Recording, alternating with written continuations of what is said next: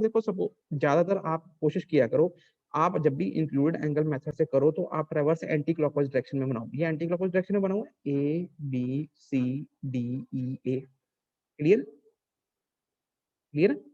Anti clockwise मतलब घड़ी की ऑपोजिट डायरेक्शन, जिस दिशा में घड़ी घूमती है वो दिशा नहीं, दूसरी एंटी क्लॉकवाइज, घड़ी की ऑपोजिट डायरेक्शन, ऐसे ऑपोजिट डायरेक्शन। ठीक है? ठीक है? हाँ जी सर। हाँ, तो आपने क्या करा, सबसे पहले आपने एंटी क्लॉकवाइज डायरेक्शन में ट्रैवर्स बना लिया। अब आपने क्या करना है, अब देखो मेन जो इस मेथड की जो मेन जो सी चीजें होती हैं, सबसे पहले आपने क्या करना है, कोई भी एक लाइन सपोज कर लो, कोई भी एक लाइन ए बी हो गया या बी सी हो गया या सी डी हो गया या डी ई हो गया या ई हो गया, कोई भी एक लाइन की आपने होल सर्कल बेरिंग फाइंड कर लेनी है, या उसे हम मैग्नेटिक बेरिंग भी कह सकते हैं। क्लियर? क्लियर? कैसे करोगे? देखो कैसे करेंगे ये प्रैक्टिकल चीजें मैं आपको समझा चुका हूँ। सबसे पहले आप क्या करोगे, ए स्टेशन पे थ्रेडलाइट लगा दोगे, उसकी लेवलिंग सेंटरिंग फोकसिंग कर लोगे, थ्रेडलाइट के साथ अटैच करोगे ट्यूबुलर कंपास अटैच करोगे, और ई को साइड करोगे। ई को जब ट्यूबुलर कंपास अटैच करिए तो उसका वर्नियर ए बी जो सा है नॉर्थ डायरेक्शन में 0 180 कर देना, और ई को साइड करना है, उसका अपर क्लैंपिंग स्क्रू लूज कर देना, ई को साइड कर देना, वो घूम जाएगा, एंगल उस पर पढ़ लेना, होल सर्कल बेरिंग आ जाएगी। ये चीजें आपको मैंने करा दी हुई। क्लियर है? क्लियर है? ठीक हाँ है? जी सर। ये कोई भी एक साइड की आपने होल सर्कल बेरिंग फाइंड कर लेनी है, जिसको हम मैग्नेटिक बेरिंग भी कहते हैं। यहाँ अगर बुक में सिंपल बेरिंग लिखा है तो मतलब वो होल सर्कल बेरिंग ही है। क्लियर है? क्लियर है? हाँ जी। किसी भी एक साइड की आपने होल सर्कल बेरिंग फाइंड कर लेनी। दूसरा काम आपने क्या करना है, सारे इंक्लूडेड एंगल पढ़ने हैं, मतलब angle A, angle B, angle C, angle D, angle E, ये सारे इंक्लूडेड एंगल आपने पढ़ने हैं। कैसे पढ़ोगे ये भी मैंने आपको समझा रखा है, थोड़ा सोचो। Sir back bearing fore bearing दोनों लेनी नहीं पड़ेगी?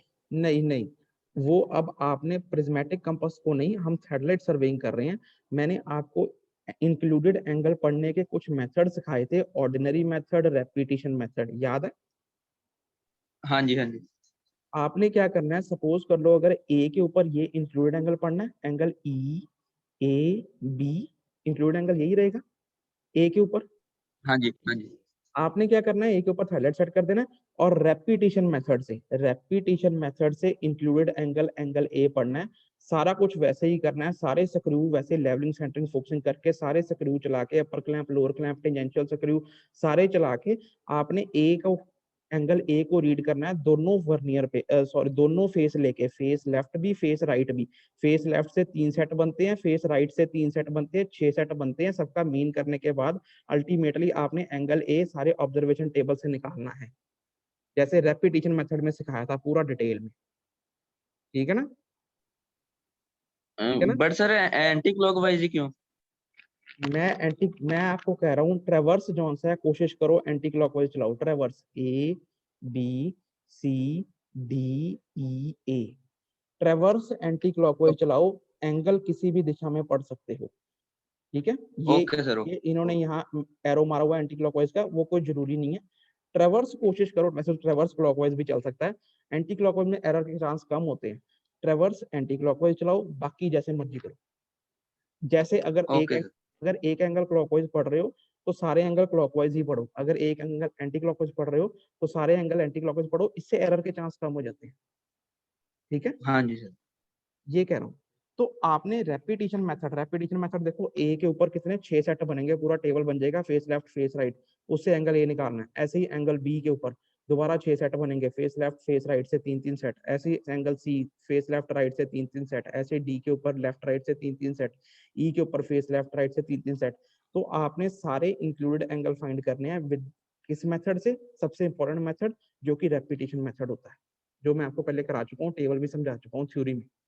क्लियर है? हाँ जी सर। अब दो काम कर लिए, एक हमने किसी भी एक साइड की होल सर्कल बेरिंग फाइंड कर ली ट्रैवर्स की, और दूसरे हमने सारे इंक्लूडेड एंगल फाइंड कर लिए। दो काम कर लिए, है ना? हाँ अब जी। जब आप इंक्लूडेड एंगल फाइंड कर लोगे तो आपको एक चेक बताया था मैंने, sum of interior angle of closed traverse वो बराबर होता है, यहाँ लिखा भी हुआ है 2n - 4 राइट एंगल, लिखा हुआ है ना? हाँ जी हाँ 2n जी। हाँ जी - 4 right angle, where n is the number of side. अब इस ट्रैवर्स की हाँ जी। कितनी साइड्स हैं? 1 2 5 3 4 5, तो 2 मल्टीप्लाई बाई 5 मल्टीप्लाई बाई 4 -4, तो मतलब कि 10 - 4 6, 6 मल्टीप्लाई बाई 90, तो 540 डिग्री। तो मतलब जितने आपने एंगल मेजर करे हैं थ्रेड से, आपने क्रॉस चेक कर लेना क्या उनका सम 540 डिग्री आता है। अगर 540 डिग्री आता है तो आपने सही एंगल मेजर करे हैं। क्लियर? क्लियर? हाँ जी सर। फील्ड में जो काम करना है मैं आपको वो बता रहा हूँ। फिलहाल आपने क्या करना है, एक साइड की होल सर्कल बेरिंग फाइंड कर लेनी है और बाकी सारी साइड्स की interior angle included angle find कर लेनी है with the help of repetition method, और उस पे चेक लगा देना है 2n - 4 राइट एंगल का कि एंगल सही होने चाहिए।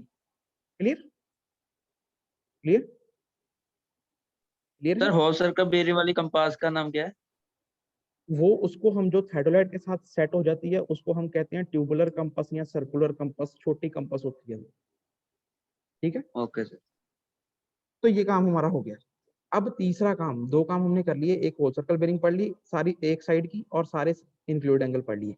तीसरा काम जो हमने इंक्लूड एंगल में करना होता है वो क्या करना होता है सारी साइड्स की हमने क्या करनी है, लेंथ मेजर करनी है। ठीक है, क्लियर? ए बी की लेंथ हाँ जी मेजर सर। करनी है, बी सी की लेंथ मेजर करनी है, सी डी की लेंथ मेजर करनी है, डी ई की करनी है और ई ए की करनी है। क्लियर? क्लियर? ये सारी हाँ जी सर। लेंथ, जो सारी लेंथ्स हैं ये बड़ी एक्यूरेटली मेजर करनी है। तो हम इसका स्टील टेप का यूज भी कर सकते हैं क्योंकि वो एक्यूरेट होती है। ठीक है, अब लेंथ को हाँ जी। हम लेंथ को क्रॉस चेक कर लेंगे। हम पहले ए से लेके बी तक नाप लेंगे, फिर हम दोबारा बी से लेके ए तक नाप लेंगे, दोनों का मीन ले लेंगे, थोड़ी एक्यूरेसी बढ़ जाएगी ना। हाँ जी। हाँ जी। ऐसे ही हम पहले बी से लेके सी तक नाप लेंगे, फिर सी से दोबारा बी आ जाएंगे, दोनों का मीन ले लेंगे। ऐसे ही हम सी से डी तक नाप लेंगे, डी से दोबारा सी पे आ जाएंगे, दोनों का मीन ले लेंगे।